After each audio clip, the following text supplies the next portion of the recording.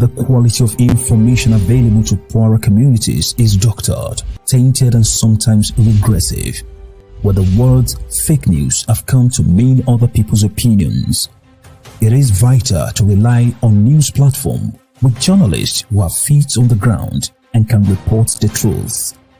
New York Parrot, a New York-based national and global news outlet, is changing the narratives of media operations.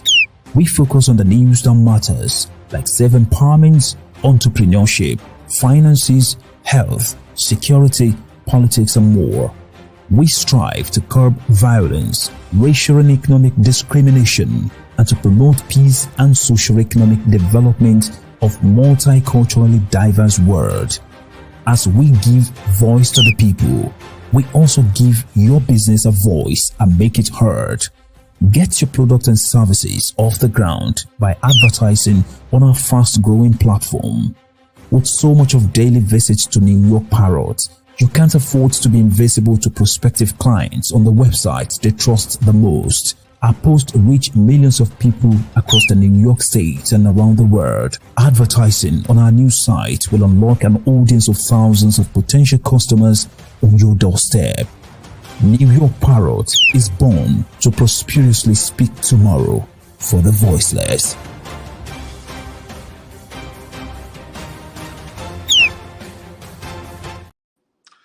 Greetings. I'm live from New York City. My name is Sheikh Musa Drammeh. I am here to announce the inauguration of the most innovative peace-building program in the history of our city and state, New York Peacebuilding Commission. So please follow me for the next several minutes to really see the need and the necessity and the justification for such a program.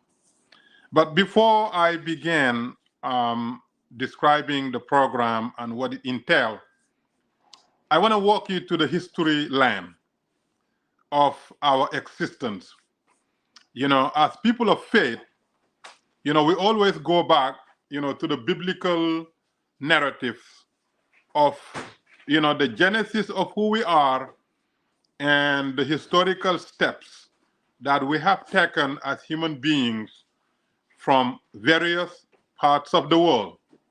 So biblically, we've been taught that Adam and Eve used to live in the garden of paradise, in the garden of, the most blessed, a place where there's no conflict, there's no problem, there's no hunger, there's no sickness, and everything that one wishes is available in abundance. You wish it, it's right there.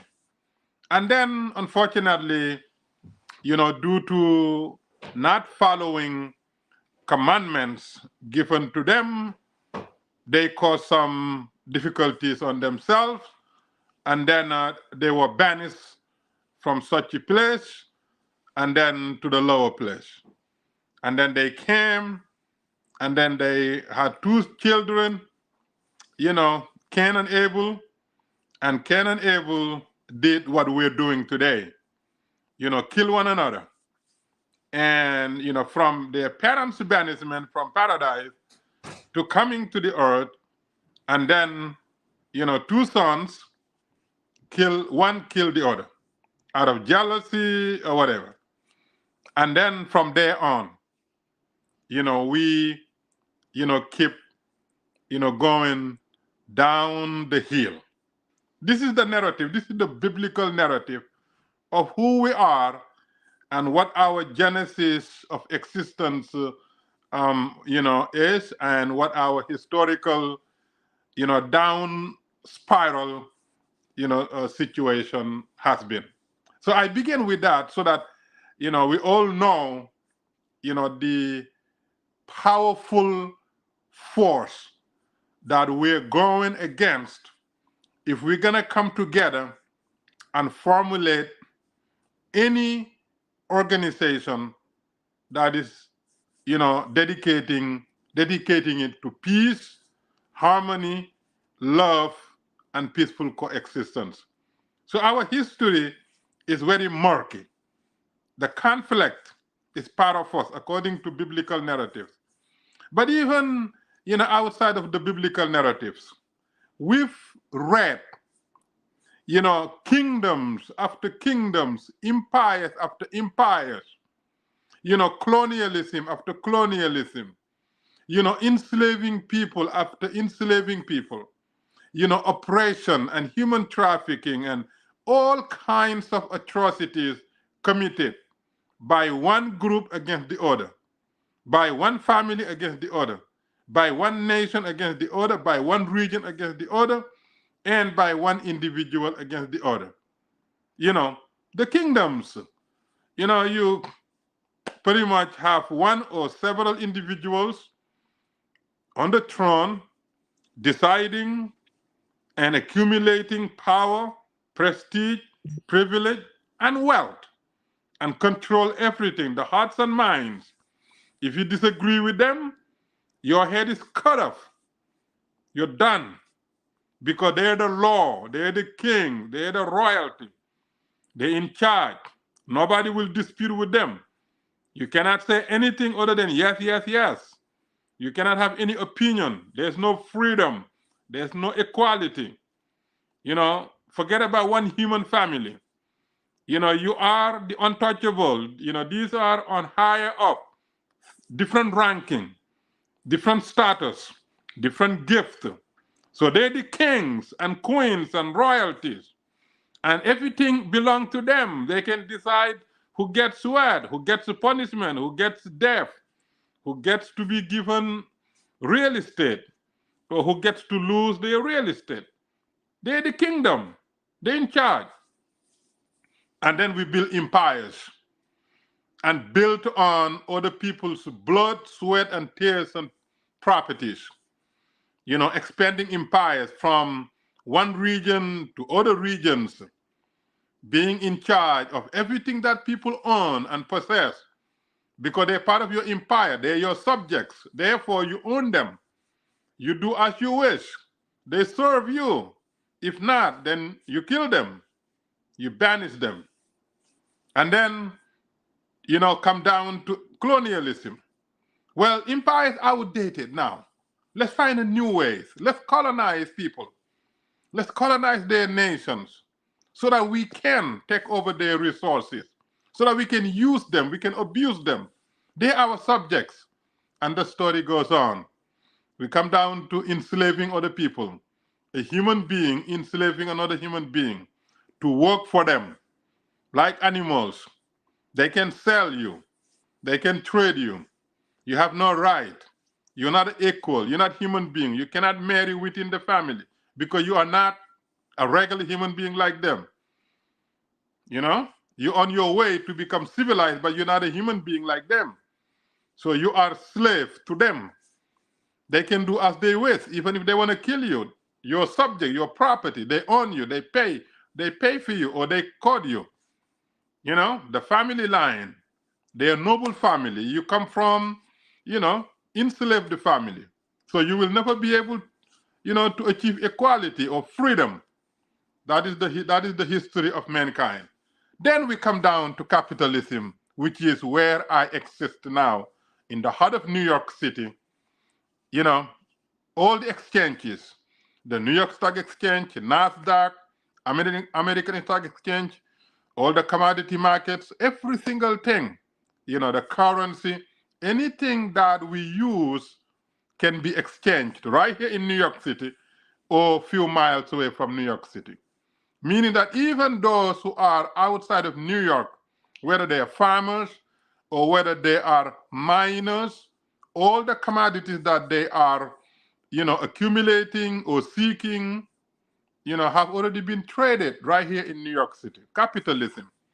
And the capitalism does one thing. It creates haves and have-nots. In New York City, for example, today we have over 136 billionaires. 136 billionaires in New York City. And then we have over 340 millionaires. 340 millionaires. And in New York City, some areas, the average house, apartment, condominium or co-op is about $3 million. So you have billionaires, millionaires, and then you have multi-million dollar apartments.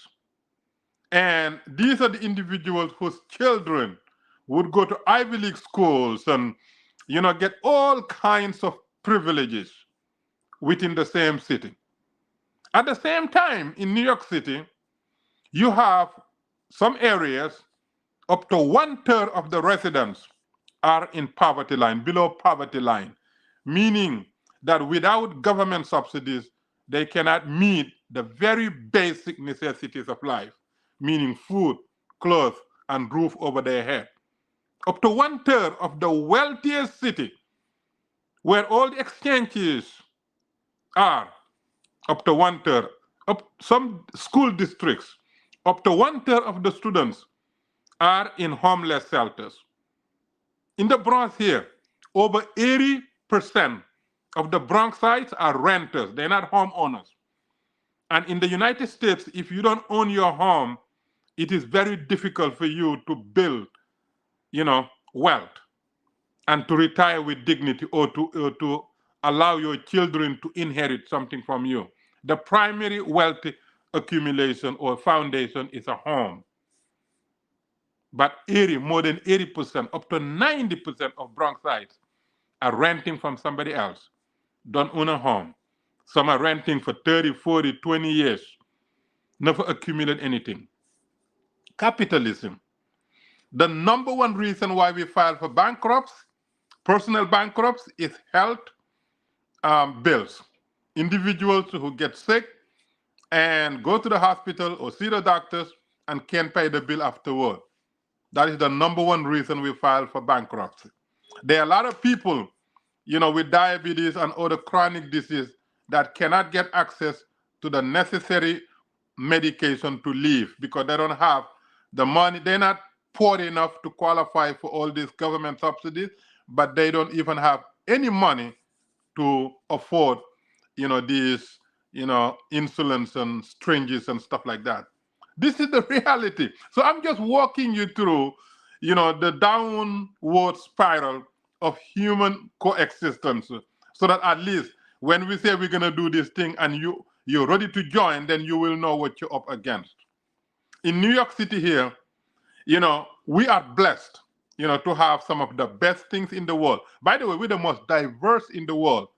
And some reports said that there are about 800 languages spoken. 800 languages. Where else would you find one city with this type of languages? Even some nations, if they have 200 languages, 300 languages, that is a record. But in New York City, you're talking about 800 languages, meaning that people from all backgrounds, all walks of life, call New York City home, and proudly. And now, the other side of the capitalism is this. A couple of years ago, we've encountered one of the worst viruses in this century, the COVID-19. Our government, the United States government, the most powerful government, was rendered paralysis. And according to reports, the United States can scramble military jets within seconds, within minutes, nationally, for any flying object anywhere in the United States. Within minutes, they can scramble fighter jets to incirculate that flying subject. Internationally, within hours, the United States can be bombing any nation within hours all over the world, because we are fighter ready, conflict ready, battle tested. But when COVID came, doctors did not have the basic protection, because we're not ready for such a thing. We're ready for war, for conflict. We're ready, we master it, but we're not ready for anything else. Peace, much less. Today, our government spends $1 trillion on Pentagon budget. We have all kinds of sophisticated military killers. You name it, we have it. We can kill anybody anywhere. We don't even have to live anywhere. But yet, COVID-19 put us in a very awkward position. So I'm saying this to say that if you're ready to say you want to build a peace, then you have to know who you are and what you're going against. Today, in the United States, we incarcerate over 2 million, about 2 million Americans are in jail. And in New York City, according to our comptroller, we spend about $556,000 per year to incarcerate an individual. $556,000 per inmate to incarcerate that person for 1 year. Columbia University, one of the most prestigious Ivy League university in the world, costs about $82,000. But even if you discount every single thing, the government grants and whatever, it comes down to about $15,000. But overall, $82,000 per year to educate a New Yorker versus $556 to incarcerate it. I'm just saying something is not right. And that is why New York Peacebuilding Commission came about. And now let me walk you through what we're envisioning and what we will do. Law enforcement in New York City has been rated as the top in the world, the best, the most professional, with the most sophisticated tools of investigation, of everything that they need. It has been rated. A lot of law enforcement communities come to New York to study how NYPD and all its outlets deal with investigation and crime and everything else. But they are law enforcement. They enforce a broken or would-be broken laws. They are not primarily a peace-building force. They are law enforcement. That is where we come in. Now, in recent years, I was one of the individuals who championed funding preventive services. And I think anybody who lives in New York City and listening to this message can testify to the fact that I was one of the most visible, active, advocate for funding, preventive services. Met with, Giuliani, everybody from Giuliani on, the force to organize, a meeting with the governor commerce, leaders to educate them about, the necessity of preventive services. But even with that, and now from Congress down to City Council, everybody is funding it, preventive services. But also the problem with that is that usually we deal with already messed up individuals. Most of these, programs that we're funding now, which we're happily funding, which is great, we're dealing with messed up individuals, formerly incarcerated individuals, individuals who have already done things or, waste their time or whatever. And we never ever start from the bottom. And that is what needs to change, and that will change from this week. November 30th, we're inaugurating New York Peacebuilding Commission. That will begin where peacebuilding must begin. Peace builders are not law enforcement alone. They are not lawyers. Peace builders are our mothers and our fathers, our grandparents and our siblings, then our neighbors, then the community in general. That's where it starts. Frederick Douglass said, it's easier to build strong children than to fix broken adults. And what we have been doing is we're trying to fix broken adults, formerly incarcerated, ex-gang members, murders, whatever. And now we're having challenges. We spend a lot of resources, we put a lot of money, we spend a lot of time, but unfortunately, we keep facing the same challenges. So, my fellow New Yorkers, Einstein said the definition of insanity is to keep doing the same thing, but expecting different outcome. So November 30th, we are inaugurating New York Peacebuilding Commission in the city that speaks 800 languages, with people that come from all backgrounds, all walks of life. And we're gonna begin from the beginning and build it up, not from the top down, but from the ground up. That is how peace is built. And then when you come on the 30th, then you will see the steps that we will be taking in making sure that this is the most innovative, less costly, and most effective peace building group ever assembled in the state and the city. And we are extremely excited about this opportunity that we have to contributing to the saving of lives and our finite resources. The current way of peace building, by the way, it doesn't even exist. For example, as I told you, Pentagon, $1 trillion, fighting machine. Wall Street cannot have enough of, weapons lobbies, building all kinds of weapons. But the same Washington, D.C. that allocates $1 trillion for fighting machine always have problem giving $38 million to the Peace Institute, a struggling small institute that they have there in Washington, D.C. with $38 million annual budget. But even that, they debate whether they should give it or not. No problem, $1 trillion, but problem with, institute that try to build peace. Things not working, and we need to change it. So, my brothers and my sisters, I am super excited about this opportunity because there is nothing that is more important than saving a life.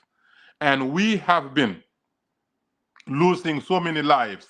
For example, if you do the calculation, if a person murders another person and the person gets 25 to life, you add, according to the controller, 556,000 a year times 25 years, that gives you $14 million. Meaning that every murderer, taxpayer spends about $14 million to incarcerate that person. Now, the person already killed a New Yorker. That New Yorker's potential is gone. That New Yorker is finished. Now, the murderer cost taxpayer, in addition to taking a life, cost taxpayer $14 million. My brothers and my sisters, this makes no sense. We can prevent the murders and crime and violence and hatred. They are not inevitable. They are preventable with sound policies and smart approach to peace building, and that is what we're doing. And New York Peace Building Commission is a volunteer-centered program, meaning that everybody will be volunteering. We have 5 boroughs. We'll have 5 commanders who are responsible for their respective boroughs. And we'll build a team of 85,000 volunteers, 85,000 peace-building volunteers.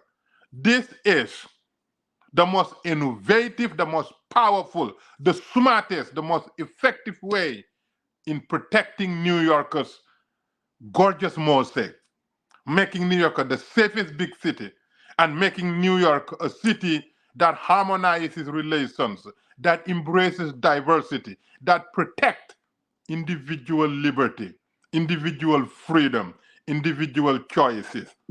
Because this, New York Peace Building Commission will be so innovative, the government will come and learn from us how to replicate it in other places.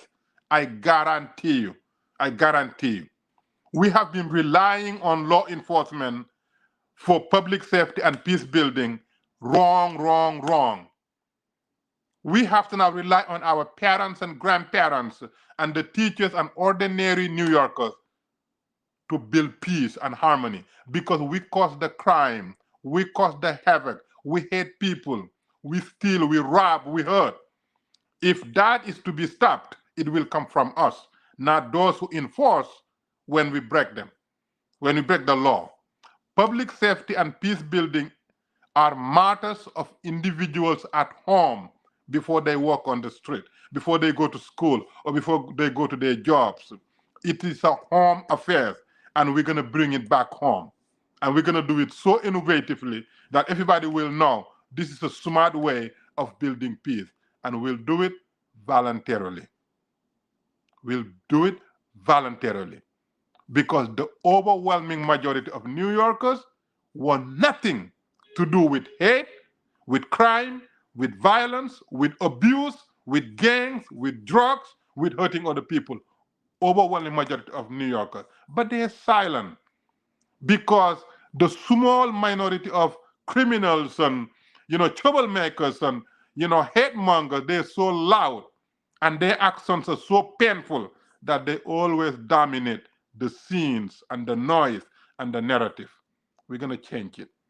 We're going to activate the silent majority that need to speak and act so that we'll have the most beautiful city where you can live happily, where you can work successfully, and where you can visit and always want to come back.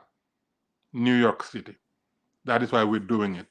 So I want you to join us on Thursday, November 30th in Coop City to be part of history in the making, the inauguration of the most innovative, volunteer-driven peace-building program ever launched in the city and state's history. A program that soon will be replicated worldwide because it makes sense, because it's not following the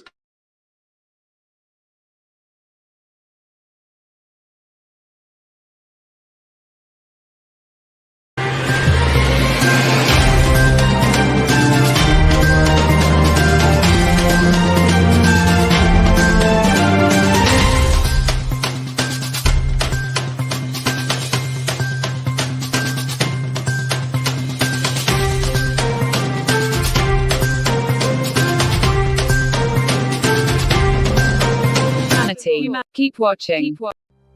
In a world where the quality of information available to poorer communities is doctored, tainted and sometimes regressive, where the words fake news have come to mean other people's opinions, it is vital to rely on news platforms with journalists who have feet on the ground and can report the truth.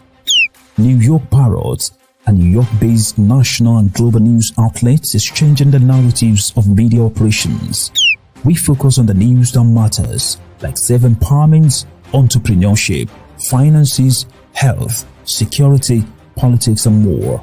We strive to curb violence, racial and economic discrimination, and to promote peace and socio-economic development of multiculturally diverse world. As we give voice to the people, we also give your business a voice and make it heard. Get your product and services off the ground by advertising on our fast-growing platform. With so much of daily visits to New York Parrots, you can't afford to be invisible to prospective clients on the websites they trust the most. Our posts reach millions of people across the New York State and around the world. Advertising on our new site will unlock an audience of thousands of potential customers on your doorstep. New York Parrot is born to prosperously speak tomorrow for the voiceless.